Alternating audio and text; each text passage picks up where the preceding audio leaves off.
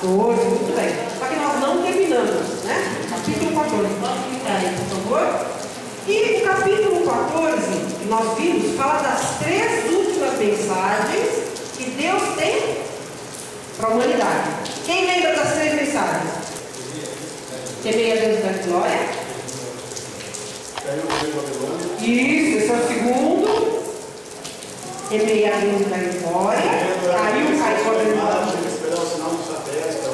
Temei a Deus e da glória. Segundo, caiu a grande Babilônia, né? E nós vamos ver para frente que Deus convida os servos, aqueles que são fiéis, a sair dessa grande Babilônia, né? E a terceira mensagem angélica que ele falou ali agora: se alguém adorar a besta e a sua imagem e receber o sinal, né?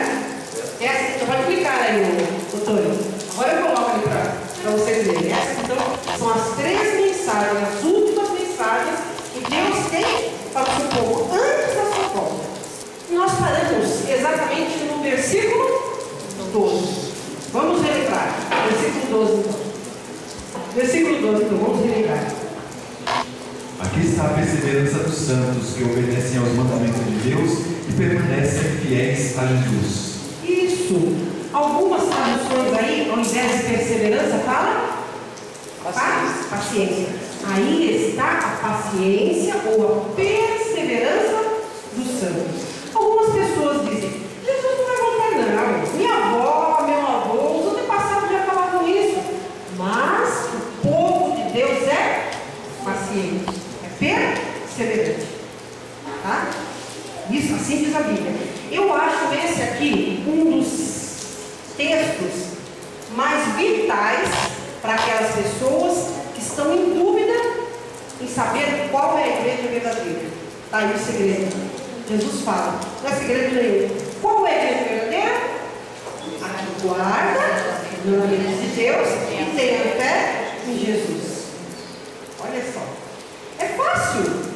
Luciano, você tem caminhado por aí procurando uma igreja verdadeira? É só procurar aquela que guarda os mandamentos de Deus e tem fé em Jesus. E como são as pessoas que têm fé em Jesus? Tem aqui algumas características. Vamos ver.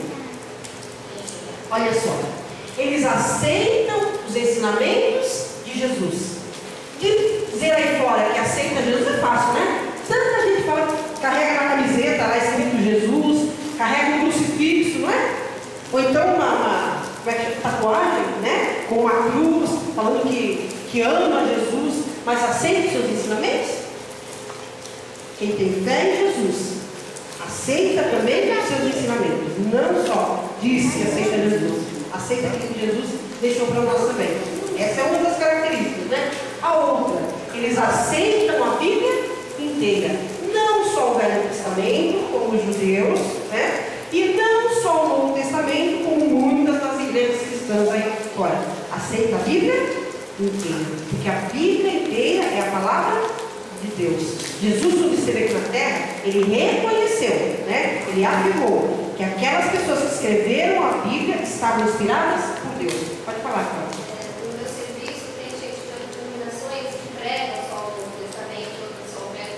Aí eu cito esse verso, que eu também acho que ele é crucial, porque ele une tanto o Velho como o Novo Testamento. Então, eu cito muito esse verso no meu serviço, justamente por isso. Eu tenho essa concepção, que ele une os dois. Então, mesmo quem acredita num e acredita no outro, eu sempre falo assim, os mandamentos de Deus você acredita, o que Jesus você acredita, então um dos dois. Então aí a pessoa fica... Aceita Jesus, aceita os ensinamentos, né? Tem que aceitar tudo, porque realmente tem fé em Jesus. Continue falando, que de repente essas pessoas, talvez agora você não veja germinando a semente, mas vai ficar. Pode ser que você nem veja aqui nessa terra. De repente, só quando você estiver lá no céu, você vai ver. Mas vale a pena falar, né?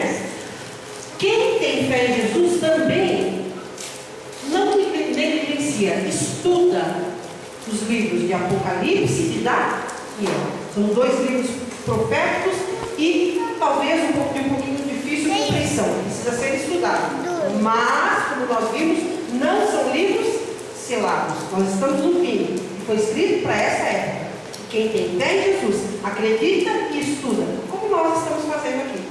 Amém por isso. Sinal que nós temos características do povo verdadeiro, que tem fé em Jesus, né? Também confio na promessa de Jesus, de que Ele voltará outra vez de maneira pessoal e visível. Todo olho o verá.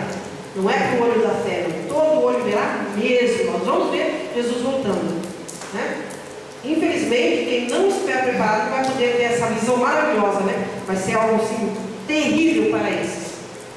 Diz que a glória de Deus é superior ao brilho do sol muitas vezes. E se nós não conseguimos olhar para o sol, em pecado como somos, imagine a glória de Deus, olhar para a glória de Deus.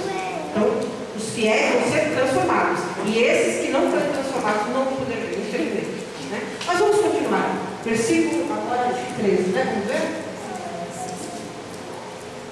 Então ouvi uma voz do céu dizendo: escreva, felizes os mortos que morrem no Senhor de agora em diante. Diz o Espírito: sim, eles descansarão das suas fadigas, pois as suas obras os seguirão. Olha que paradoxo, parece um paradoxo, né? Você já viu isso, Cláudia? Alguém fala assim: feliz quem morre? Parece um paradoxo, não parece? Bem-aventurado, tem algumas bíblias aí, quer dizer feliz. Feliz quem morre. Por que é feliz? O próprio texto fala. Por quê? Porque morre no Senhor. Morre no Senhor. Por que é feliz? Porque ele vai descansar. Olha lá. Descansarão das suas fadigas. Eles vão estar livres do que vem aí pela frente. Que será terrível.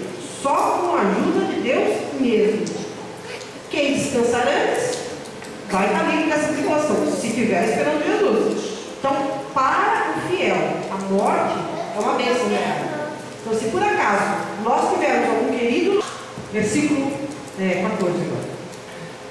E olhei, e eis uma nuvem branca, e assentado sobre a nuvem, o semelhante ao Filho do Homem, que tinha sobre a sua cabeça uma coroa de ouro, e na sua mão uma foice aguda. Muito bem. Nós já falamos isso antes, mas vamos repetir novamente para quem não ouviu. Aqui, João está descrevendo a vinda de Jesus. E diz que Jesus veio numa nuvem branca. Não é isso? Só que o livro do Apocalipse é um livro profético. Isso, profético, uma linguagem, na sua grande maioria, simbólica. Né? O que quer dizer essa nuvem branca? A nuvem é composta de água, não é isso? A água que evapora aqui da terra e vai se juntando no céu, até formar, né? Ficar bem densa aquela nuvem, aí precipita em forma de chuva de novo. É um círculo, né? A água sobe, depois desce de novo em forma de chuva, sobe, em forma de vapor, fica assim, né? Água em profecia quer dizer povos. Jesus veio com os povos que estão lá no céu, ou seja, Jesus veio como... Então Jesus veio como os anjos. Nós podemos confirmar isso em Mateus, no capítulo 25, versículo 31. Venha para a gente, por favor. Quando o Filho do Homem vier em sua glória, com todos os anjos, assentar-se-á em seu trono na glória celestial. Muito bem. Aqui está dizendo que Jesus vem com quem? Todos os anjos. Olha, está vendo como a Bíblia é maravilhosa?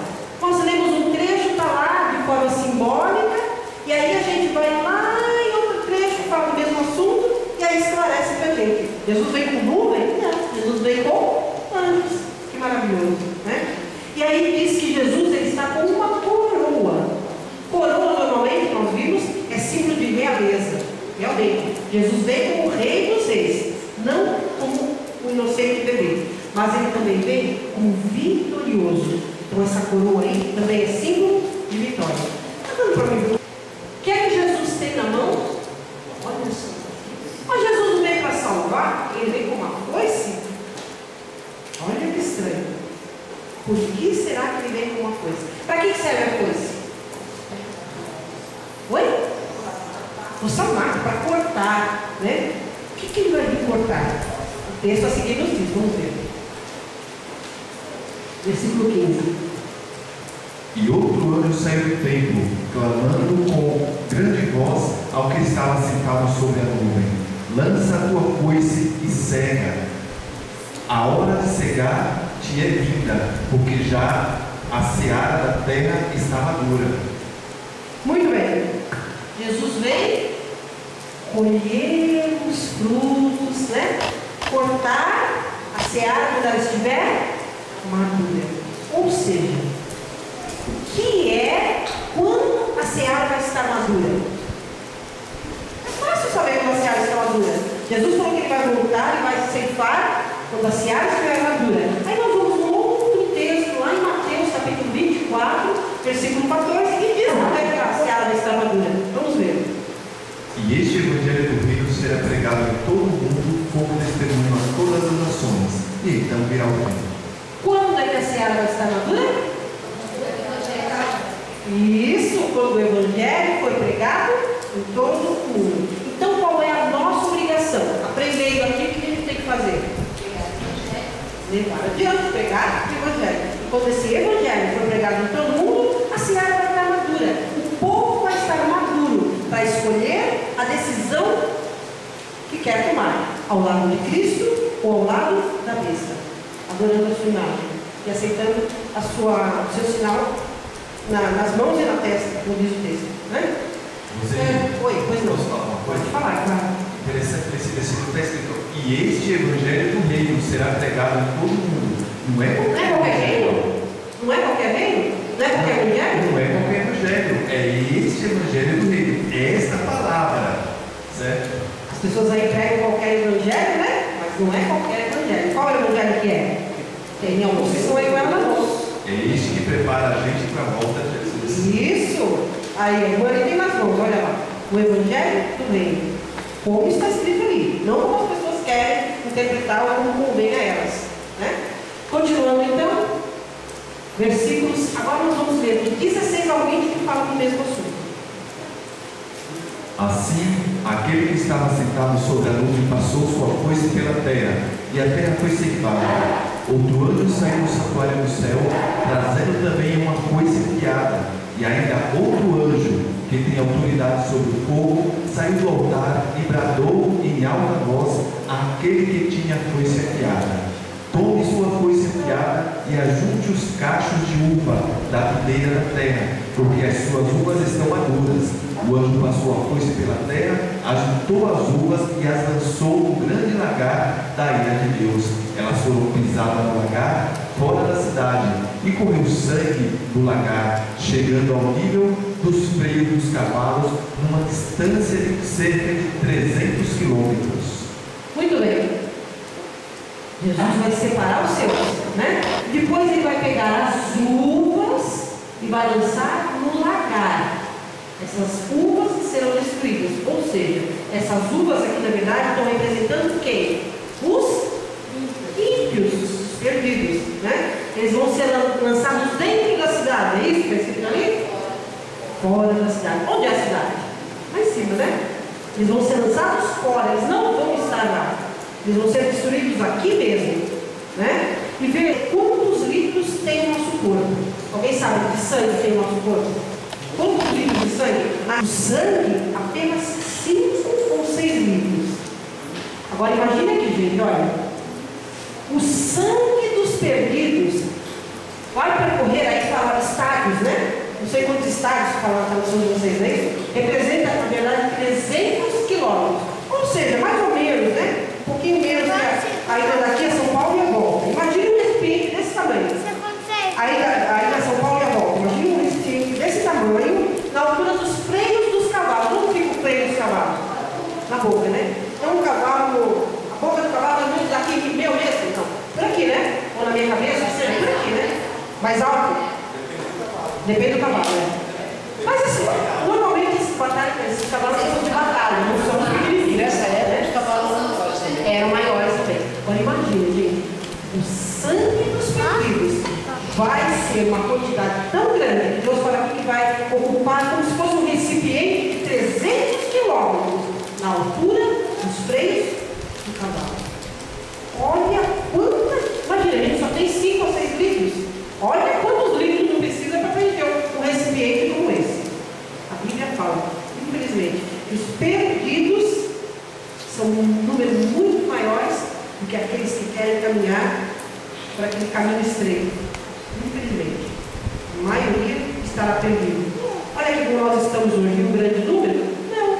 A minoria quer estar aqui adorando a Deus, aprendendo o que Ele tem para nos ensinar. A maioria prefere estar aí fora nos bares, brigando, discutindo. discutindo, jogando, não é assim? Bebendo. Isso para eles é curtir a vida. Infelizmente, se eles não se arrependerem, é isso que vai acontecer com eles, né? E o capítulo seguinte, que nós já vamos ver agora também, que é bem curtinho, fala justamente sobre a ira de Deus. É estranho, né? Imaginar como é que um Deus de amor pode ter ira. Nós comentamos isso aqui a semana passada. Imagine que isso aqui é de madeira, não, né? Mas imagine isso aqui, esse púlpito aqui, cheio de cupim. Não tem mais jeito, está todo ovo por dentro. Me serve para alguma coisa, quando você estiver assim? Se ele estiver cheio de cupim, com a madeira toda ovo por dentro, não serve para nada. Aliás, se deixar junto com os outros, vai acabar contaminando os outros também. Bom, então aqui não serve para pôr fogo nele, né? Só que o dono fala, não, esse púlpito não. Olha, não desculpa, não vai queimar isso aí, porque senão vai estragar as cadeiras da igreja, tudo. Não é um fogo, sai daqui. A gente vai pôr fogo. É isso que Jesus vai fazer. Ele vai destruir o pecado. Para que, por amor aos outros, por amor aos fiéis, e aquele que estiver agarrado com o pecado, o que vai acontecer com ele? Vai ser destruído junto, tá?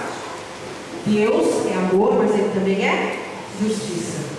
E nós, querem ver um exemplo simples? Quem é pai e mãe vai entender bem. Digamos que alguém